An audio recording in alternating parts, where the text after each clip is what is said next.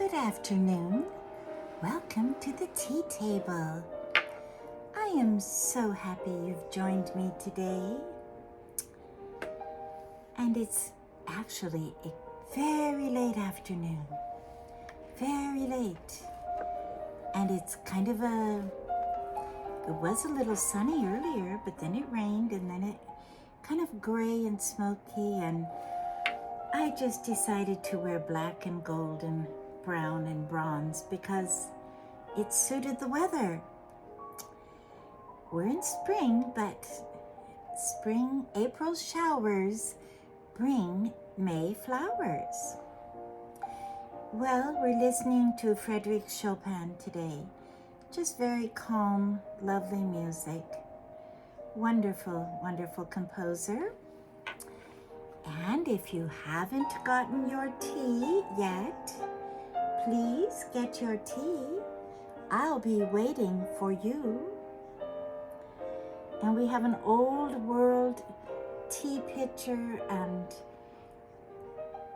cream pitcher and teapot and little cups that really are from that era in Germany of Frédéric Chopin. We're going to just be relaxed today.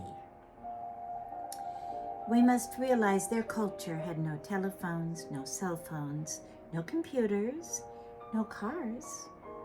The most they had was a train or a boat or a carriage. So everything took a long time, written letters. So let's just have a little relaxing time. And these little cups that come with this do not have saucers. They just come as little cups. And I have one for you and one for me. And the tea I'm drinking, I am going to tell you a secret. We've never had this kind of tea ever on the tea table. Do you know why? It's non-caffeinated decaf tea. Now, to real tea drinkers, that would almost be a sin. But it's from Murchie's, and it's called Empress Afternoon Tea Decaf. And because it's so late this afternoon, I'm going to have it. It's absolutely delicious. I have never had decaf tea before that I ever would like, other than herbal teas. But this is a decaf black British English afternoon Empress tea. It's really different having no cups.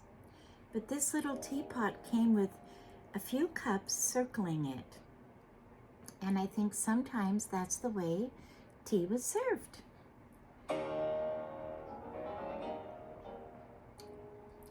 Frédéric Chopin did everything with the piano, and his compositions are just so gorgeous. And I have a special, special treat for you. I can smell it. It's strawberry shortcake. I made this fresh for you today. And I told my husband this will be his dessert tonight. Yes. So, isn't that beautiful?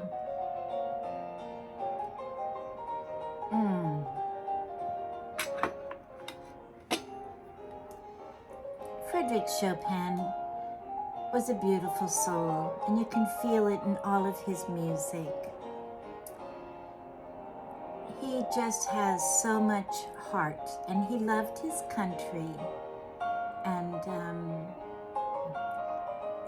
nationalism was sweeping the continent, and he loved his country of Poland, and he wrote beautiful songs for his country. And all piano students love to play Chopin because he gives you back so much. He's a true romantic. Yes. I have some beautiful old magazines that were published 100 years ago, and perhaps some of you have found these or seen these. They're called the Etude.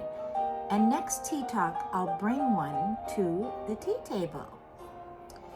And they were published and they were filled with so many wonderful articles on composers, on current day teachers in the 1920s, the 1930s, the 1940s. And turn this down just a touch here for us, if I can find it. I think I'll just a little bit. We'll let it be background. But years ago, when my husband and I, we bought a home, an old Scandinavian 1907 house in Tacoma. We had 3 children, and it was a wonderful all old growth fir trim, and the closet was cedar lined. And the people that we bought it from had owned the home and built the home in 1907. It had been in that family. And we got it in the early 1980s. Well, it was a block from my parents' house. It worked out so lovely. Well, the man who lived in that house, Carl, a wonderful Scandinavian man, was quite a collector. And they didn't want any of the things they left there, and there was a stack of these Etude music magazines. Their daughter had been a pianist and had studied quite seriously, and they had a beautiful grand piano. They took that, but they left the Etudes. And I love to read them, and I haven't read them for a long time, but I'm going to pull them out. And there were wonderful articles about composers like Chopin and Rachmaninoff and Tchaikovsky. And then there would be tips for teachers, and there would be presenting new artists, opera singers, violin performers. They would have usually a cover picture of either a great composer or a great performer.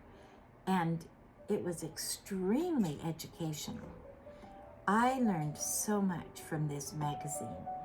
It's called Etude, E-T-U-D-E. And you could check it out.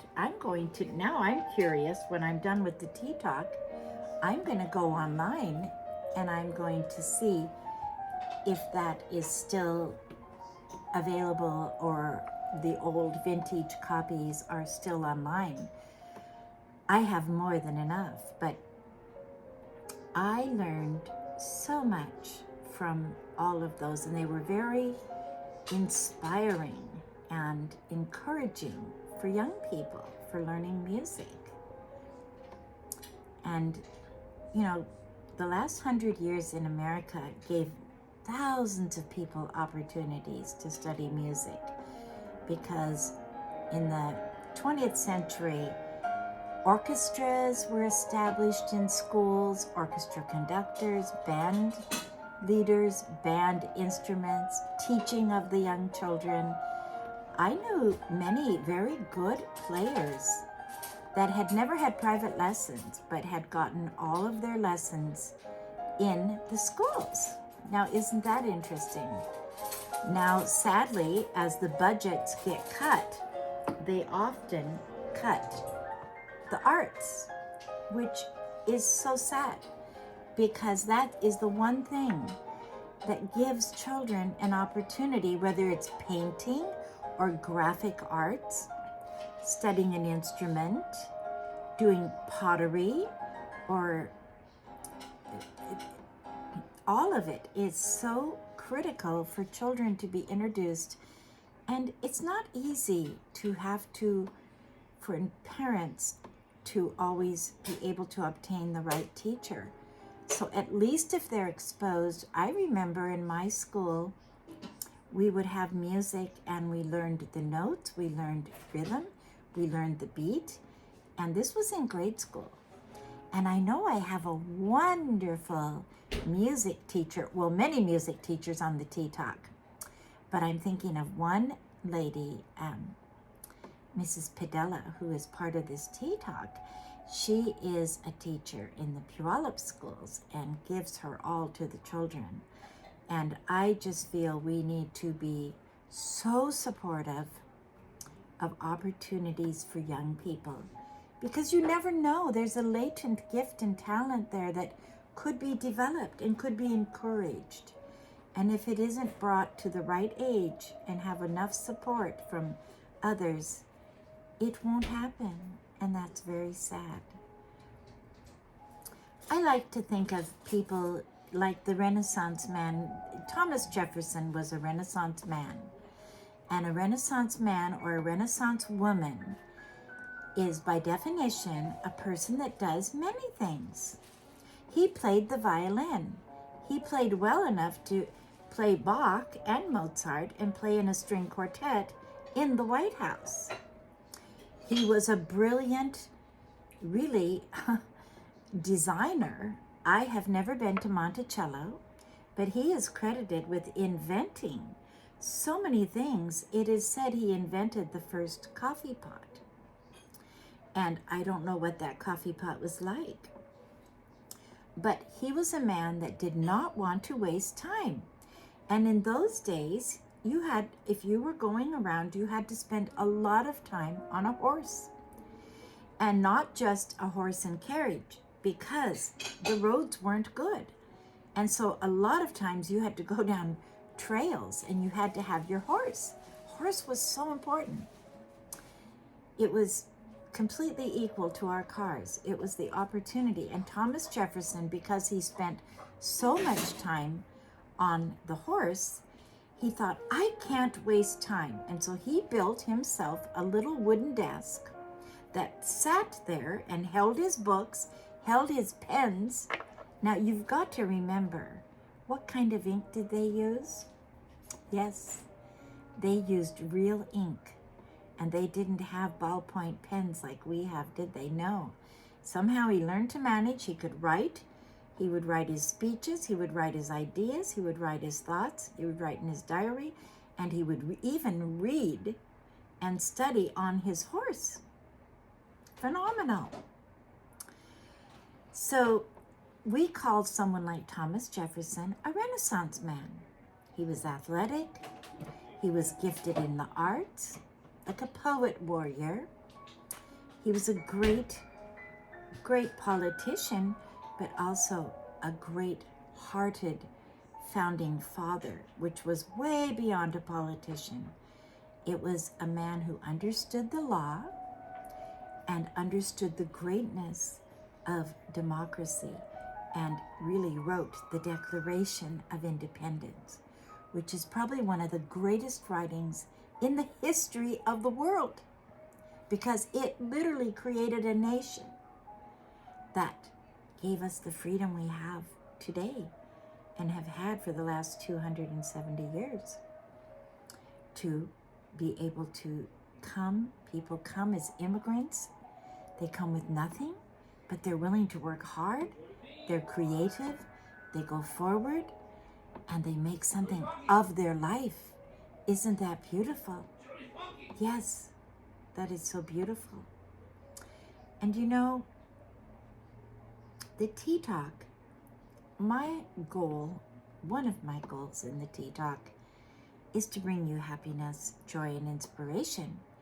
But above and beyond that, I want to encourage you to use your gifts and talents and bless as many people as you can, your family, and yourself.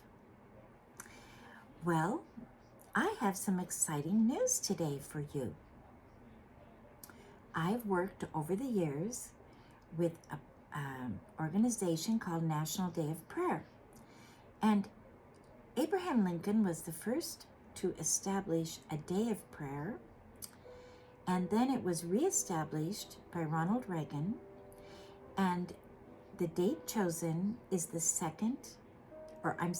first Thursday in May. Beautiful time of year. And so people gather from all over America and different places and pray and ask God to help our country and help our nation and help the world. It's a very positive day. Well, we live in Olympia, and Olympia is a beautiful city. And in the spring, now the cherry blossoms up at the Capitol are blossoming. The tulips are coming, the daffodils have come, the rhododendrons are coming, and the azaleas. It is the most beautiful Capitol. It sits on a hill overlooking the lake and overlooking the Olympic Mountains. And on the other side is Mount Rainier, the Cascades. It's a phenomenal building. And years ago, my dear friend Kathy and I, we had a dream. Why can't we pray in the rotunda, this beautiful rotunda? And we had a wonderful pastor, Cecil, wonderful man, so encouraging. He said, absolutely go for it. His wife worked at the legislature. Kathy worked at the legislature. We knew a lot of the elected officials. And so we started contacting them. Everyone was for it. So in the early 1990s, we started gathering on Thursday night, the first Thursday in May, in the beautiful rotunda. And our Capitol, I think I've told you before, it is the last great building built in the lower 48 before the Depression. It was started in the 1890s, but it didn't get completed until 1929. It has 4 different kinds of marble. It is a beautiful building.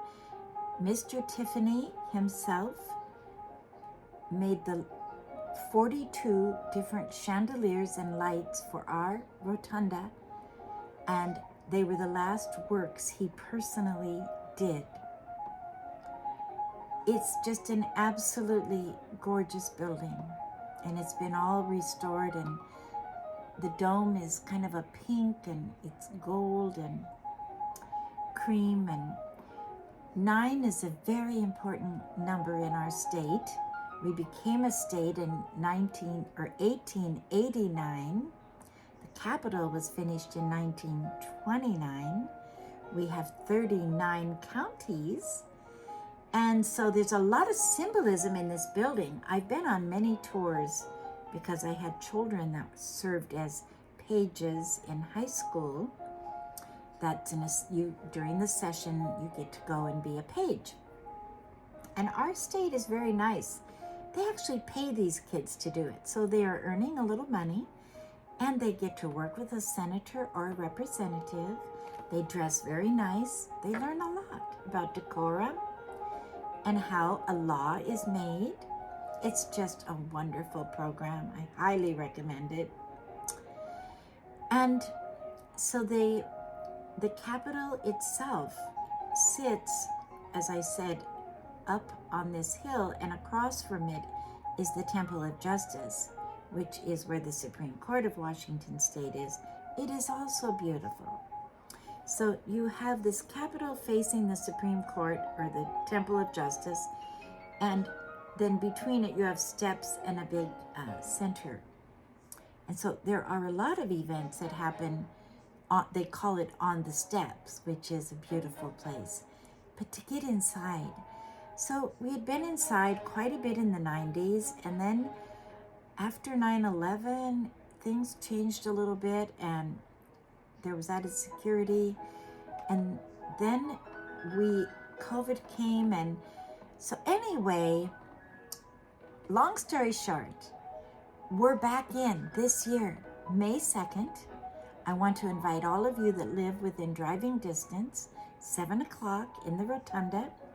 It's being called a concert of praise, and everyone will be a participant. We will all sing together, and different ones will pray, and we will have a little orchestra. We will have children. We'll have an opportunity, if you have any school-age children, bring them at 6:30, and if they could wear a white shirt or white blouse and black skirt or or dark slacks or dark skirt, they can become a part of the children's choir. And they will, turn this down a little bit. The children's choir will lead in singing America the Beautiful and My Country 'Tis of Thee. They'll sing the first verse alone, and then everyone will join.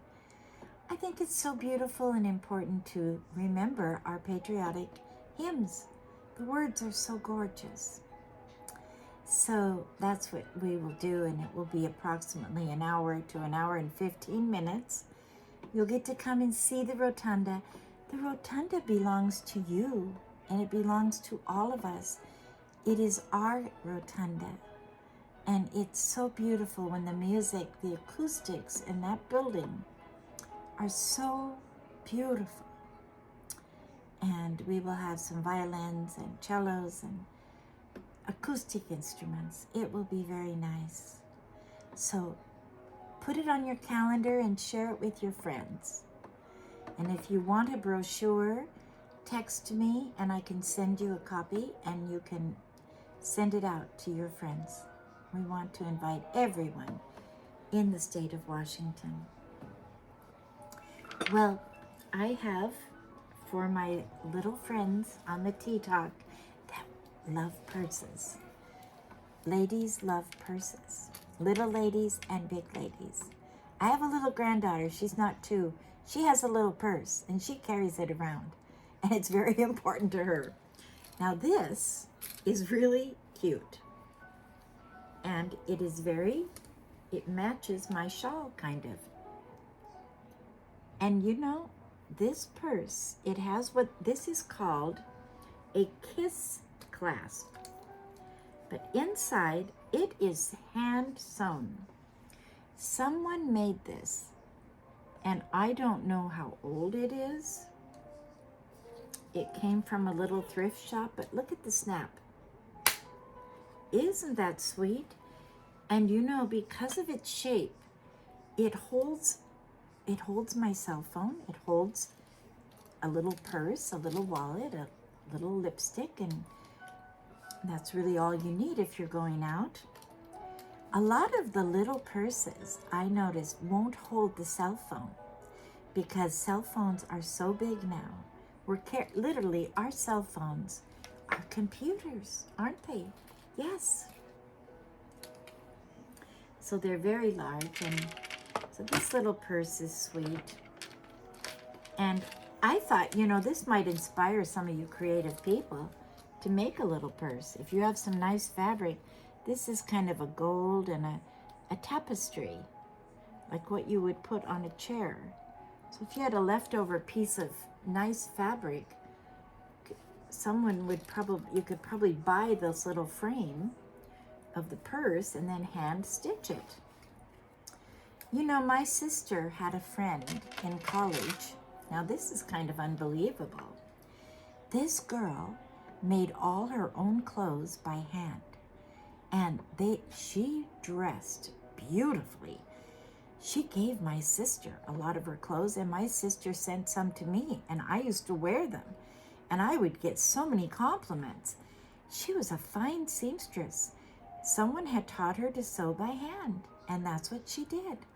I'd never heard of it before, because when I was young, I used to sew my own clothes. Now, isn't that interesting? Because I forgot about that. You know, we go through life, and it became much easier to buy clothes eventually than sew them. But when I was young, I found a pattern of a dress that I really liked. I felt it looked good on me. And so I kind of went off that pattern and made several dresses. And it wasn't hard, and I loved doing it. And in those days, you got really good deals on the fabric, and you could get a pattern. It was very economical. Not so much now. The fabric is super expensive. The patterns are expensive. And so it doesn't have as much incentive as it did in my era. But I had only one class in sewing in 8th grade, Now, isn't that interesting? I had one class in sewing in 8th grade, and out of that class, I was able to make my own clothes. Isn't that vital? You think about what a class can do for a person, what an education can do. And I'm going to close with something that last Saturday at the seminary where I teach, it was the last day of the quarter, they had a very special bishop visiting. He was very tall, and his beautiful wife, she's absolutely gorgeous. And they were from Botswana or Rwanda. I couldn't remember because most of my Africans that I teach are from Kenya. But this couple are dynamic. He's a bishop. She is a medical trained doctor. She is a nutritionist and a professor, head of her department at the University of Michigan. She's very well spoken.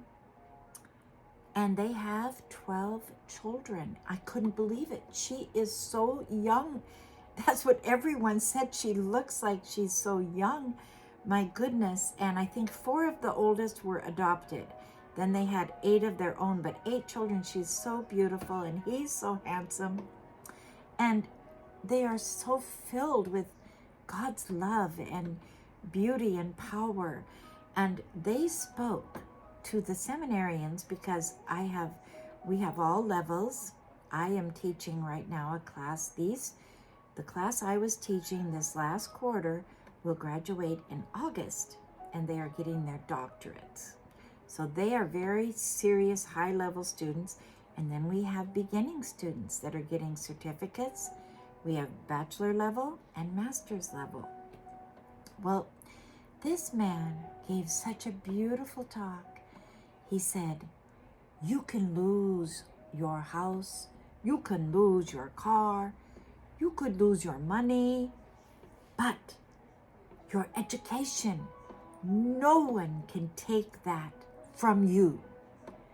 So study hard and complete your degree. They give these pep talks to each other. It sounds like the only thing I could compare it to is my son's football coach. That they give them the big talk. And these Kenyans and these Africans are so grateful to be in school and getting an education and moving forward in life. They don't take anything for granted. And I received my students my assignment to them was to write a 10-page paper on any area of the history of worship, Old Testament, New Testament, early church. It could be any. The papers I have been receiving, they are ready to be published works. They are so well done. And then one of my students, Joseph Barak, he sent me for my church history class that I had taught, he had been in. He wrote the history of spiritual revivals in Africa from 1930 to 1950. They had quite a tremendous moving spiritual move in all over Africa. And he has documented this. And the Anglican Church was very involved. And the book that they decided, okay, they had translated the Bible into the languages of these tribes, like Swahili and the different tribes. But then they said, we should translate a book. And so they decided they would translate Pilgrim's Progress by John Bunyan. That book had such an effect on these Africans. That is what brought the revival. They were so moved by this book that John Bunyan wrote way back in the 1600s. He's of the Puritan era. Puritan era is between 1640 and 1660. And John Bunyan couldn't even read or write till he was a young man. He was an illiterate son of a tinker and a wild man who swore and used so much profanity that people would see him coming and they'd cross the street. But when he found the Lord through his loving sister Mary, and then he married a beautiful lady named Mary, when he found the Lord, his whole life changed, and he was such a verbal person, he went from swearing to preaching. And preaching was against the law in England at that time. Unless you were an Anglican minister, you weren't supposed to preach. And guess what? He ended up in jail, in the Bedford jail. And that's where he wrote the famous book, Pilgrim's Progress. And that book has been translated into more languages than any book. It remains a bestseller next to the Bible. It has sold more books than any book. It has themes that are universal, themes that are classic, themes that relate to people. And so I was so amazed by this paper that Joseph Barak wrote to me, or turned in for the class, because as I was teaching my church history class, one day we went around the table and we were talking about Africa and how these different people, what their spiritual background was, what their parents were. And different ones said, well, you know, my grandfather, he gave land to the missionaries to build the church. And someone else said, my grandfather gave land to the missionaries to build the hospital. And so then the other one said, well, my parents gave such and such. I said, this is so fabulous. This needs to be written down. This is your history. This is your history written by you. Church history written by Africans. And so we've decided that, God willing, we are compiling a book, and different ones are going to put their story. And so Joseph, that's why he did this. He wrote this aspect of the spiritual history in Africa. And it was in East Africa that all of these revivals were happening. And it's quite amazing. You could look it up. And if you wanted me to, I could share more on it, but quite phenomenal. And you know, I just love meeting people from different places in the world that love God the same way I do. And you know, we have more in common than we have a difference. Every human being has 2 eyes, a nose, and a mouth. We have hands, feet, arms, legs. We walk. We talk. We think. Now the animals don't do that. And we're a variety. God created a variety. God loves variety. But we all have a heart. We all have a soul. We all have a spirit. We all have a mind. And God created us to be connected to Him. Isn't that beautiful? And so when I meet my African brothers and sisters, I learn so much from them. They're whole heart devoted, and they're not afraid to show how much they care about you or love you. There's no cover up. What you see is what you get. They are very secure people. They're not afraid to love, and they're not afraid to show love. They always tell me every week how much they appreciate my teaching. It means a lot to me. But that I am so grateful for them, because we just have a mutual, really good, kindred heart relationship. And it's founded on our love for God. You know, I'll close with this. Life is kind of a triangle. And this is an example that used to be used for marriage. You have a man here, a woman here, and at the very top you have God. It's the shape of a triangle. And the closer the man or woman get to God, the closer they get to each other. Isn't that beautiful? And that works in all human relationships. Friendships that are based on a spiritual level are very deep and very secure and very rewarding and very satisfying. Yes. Well, thank you so much for joining me today. This has been just a cozy little spring tea.